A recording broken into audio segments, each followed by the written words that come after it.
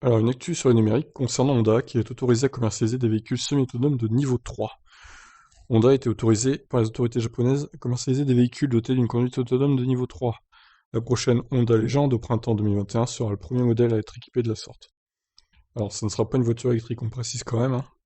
Eyes off, hands off, derrière ce combo se cache la définition du niveau 3 de la conduite automatisée, qui en compte 5. Cela signifie que le conducteur va pouvoir déclencher des aides à la conduite qui vont le soulager sur des périodes de conduite stressantes. En revanche, au moindre problème, le système alerte le conducteur qu'il faut reprendre la main. Honda vient d'annoncer qu'il avait reçu l'agrément des autorités japonaises pour commercialiser des véhicules dotés d'une conduite semi-autonome de niveau 3. C'est le premier constructeur au Japon à recevoir cette reconnaissance. Ainsi, au printemps prochain, la nouvelle légende intégrera la technologie Traffic Jam Pilot. Selon les explications fournies par Honda, cette fonction de pilote automatique est capable de gérer jusqu'à 50 km/h maximum le démarrage, la direction, l'accélération et le freinage du véhicule. Elle permet à la voiture de se caler sur la vitesse du véhicule qui le précède tout en se maintenant tout au milieu de la voie, une distance. Bah, ça, c'est mon Kona le fait aussi, hein, personnellement, donc je sais pas, il n'y a pas de révolution là, hein. En cas de problème, un signal sonore est émis, avertissant le conducteur qu'il doit reprendre la main. Les autorités nippones ont exigé que le véhicule soit également pourvu d'un système de surveillance du conducteur. Ça, je l'ai pas dans ma voiture. En cas de mauvaise condition météo, la fonction ne pourra pas s'activer.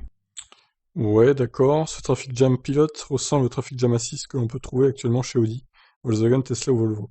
Pour ne citer que, en clair, il s'agit d'une ACC+, ou régulateur de vitesse intelligent. Seule différence, n'est le besoin d'avoir les mains sur le volant. Ouais, donc il n'y a pas d'alerte, effectivement. Moi, j'ai une alerte toutes les 15 secondes, par exemple. Là, il n'y en aura pas, visiblement.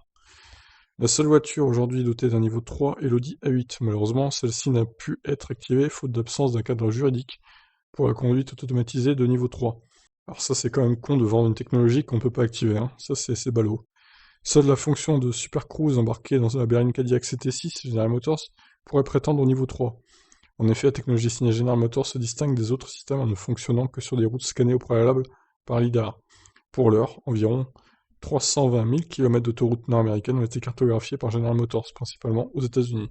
Ce niveau 3 de conduite semi-autonome n'est qu'une étape pour Honda, qui compte offrir le niveau 4 à ses clients dès 2025.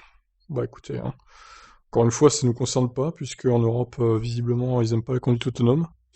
Donc ça va mettre un temps fou à se lancer. Voilà, sur ce, je vous laisse réagir. Qu'est-ce que vous en pensez?